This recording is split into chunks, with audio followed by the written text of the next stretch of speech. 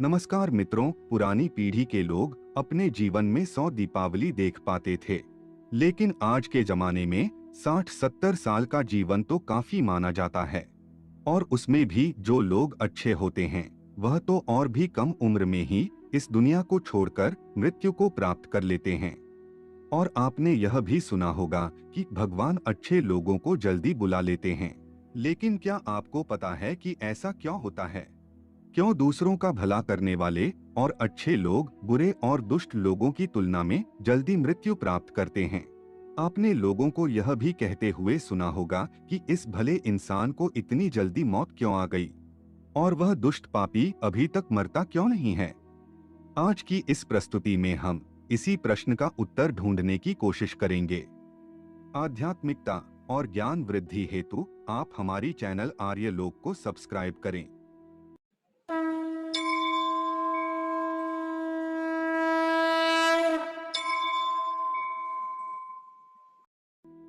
मित्रों, हमारे सनातन धर्म में माना जाता है कि किसी व्यक्ति के जन्म से पहले ही यह तय हो जाता है कि उसका जन्म कहाँ होगा, उसके माता पिता कौन होंगे, उसका विवाह किसके साथ होगा और उसकी मृत्यु कहाँ होगी और कब होगी। सभी धर्मों में मृत्यु को एक अटल सत्य माना गया है और जिसने जन्म लिया है उसे एक ना एक दिन मरना ही पड़ता है।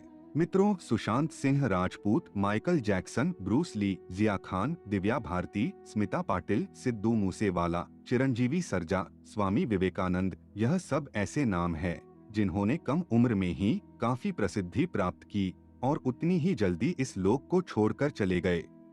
यह लोग और ऐसे ही हमारे कई परिजन थे जो भले थे, कभी किसी का बुरा नहीं किया था, कभी किसी को सताया नहीं था, फिर भी भगवान ने उनको अपने पास क्यों बुला लिया? उन्हें तो अच्छे कामों के बदले में ज्यादा जीना चाहिए था, तो भगवान ने ऐसा क्यों किया? तो आइए इस बात को समझते हैं। आपने कई प्राचीन कथाओं में सुना होगा कि जब कोई ऋषि मुनि या भगवान किसी अप्सरा या देवता पर क्रोधित होते थे तो उसे सजा के तौर पर पृथ्वी लोक मृत्यु लोक पर जन्म लेने का श्राप देते थे। यानी यह मृत्यु लोक दूसरे लोकों की तुलना में ऐसी भयानक और दुखदायक जगह है जहां सजा के तौर पर देवताओं और अप्सराओं को भेजा जाता था और सजा मिलने पर वह देवता और अप्सरा गिड़गिड़ाते थे कि हे प्रभु, हमसे गलती हो गई, हमें माफ करें और हमारी सजा कम करें। यह मृत्युलोक समस्त ब्रह्मांड में ना तो अच्छी जगह है और ना ही बुरी, या तो इसे आप कर्मभूमि भी कह सकते हैं। और कर्मों के हिसाब से ही आपकी आगे की यात्रा तय होती है। लेकिन जब हम जन्म लेकर यहाँ आते हैं तो हमें इस मृत्युलोक की मायाजाल और मोह माया घेर लेती है और हमें यह मृत्युलोक अच्छा लगने लगता है। हमें इस मृत्युलोक और यहाँ रहने वाले लोगों से मोह हो जाता है।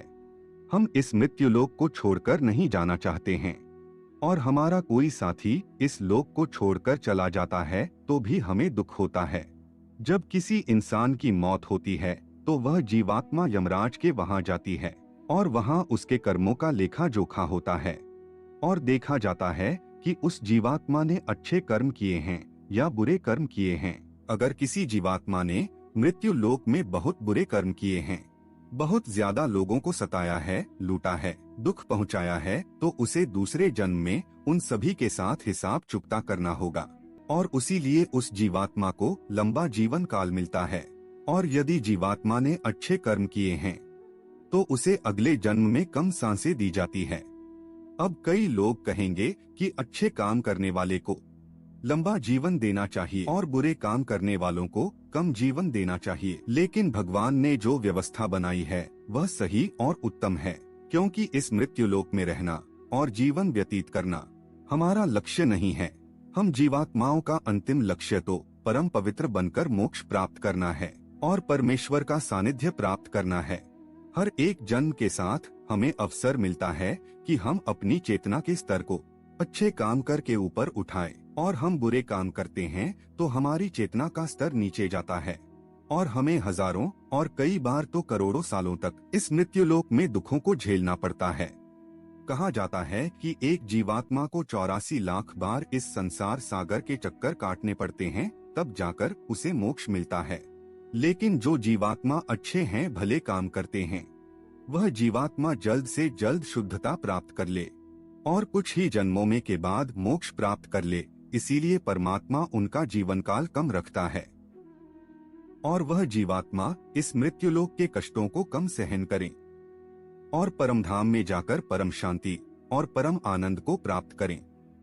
और जिस जीवात्मा ने मृत्यु लोक में बुरे काम किए हैं, उसे इस मृत्युलोक की यातनाओं को ज्यादा देर तक सहन करना पड़ता है और कई हजारों लाखों जन्म के बाद जब उसकी आत्मा पवित्र होती है, तब जाकर उसे परमधाम की प्राप्ति होती है।